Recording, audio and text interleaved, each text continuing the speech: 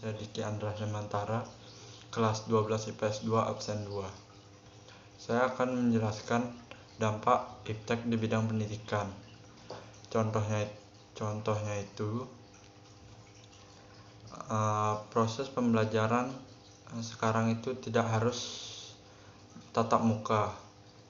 Dengan perkembangannya iptek, pembelajaran itu bisa melalui daring dengan menggunakan aplikasi-aplikasi yang sudah ada, seperti yang sekolah kita sedang lakukan, SMA Keharapan.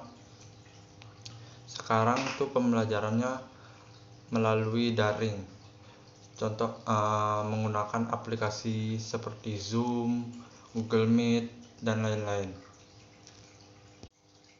Selanjutnya, saya akan menerangkan beberapa pendapat. Yang pertama itu dari saya sendiri sebagai seorang murid. Dengan adanya kemajuan iptek, yang kedua itu pendapat dari masyarakat dengan perkembangannya iptek. Yang ketiga itu pendapat dari para pegawai atau di dalam dunia kerja. Yang pertama, saya akan menjelaskan pendapat saya sebagai seorang murid dengan adanya perkembangan iptek ini. Jadi saya merasakan dampak negatif dari perkembangan iptek ini karena dengan majunya ilmu pengetahuan dan teknologi atau iptek, saya lebih banyak menghabiskan waktu menggunakan barang-barang elektronik, contohnya itu HP dan laptop, sehingga membuat saya malas belajar dan membuat nilai saya semakin jatuh. Yang kedua pendapat menurut masyarakat tentang perkembangan iptek atau ilmu pengetahuan dan teknologi yang semakin maju. Dengan adanya kemajuan iptek ini, masyarakat bisa menggunakan internet di mana saja dan kapan saja. Dan juga dengan kemajuan ini, masyarakat bisa membaca berita yang belum tentu itu benar, seperti hoax yang bisa membuat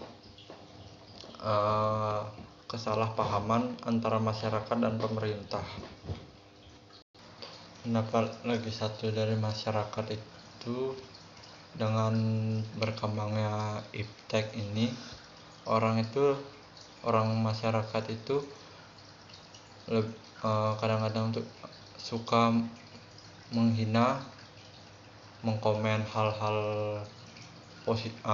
negatif di suatu postan orang, atau hendak mengejek visi seseorang, dan timbulnya tindakan pembulian terhadap orang yang dituju. Pendapat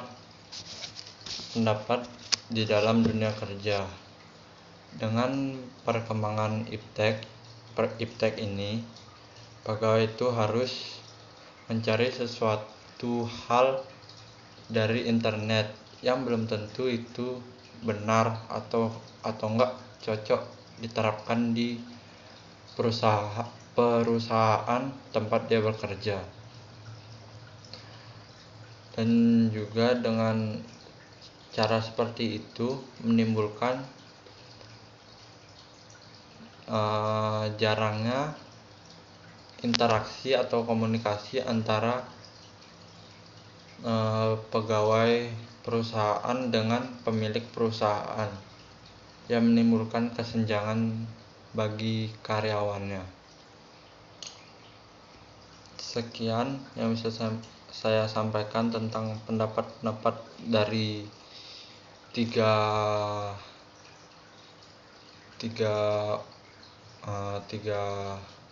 narasumber, yaitu murid, masyarakat, dan pegawai atau di dalam dunia kerja. Maaf jika ada salah kata, mohon dimaafkan. Sekian penjelasan dari saya, terima kasih.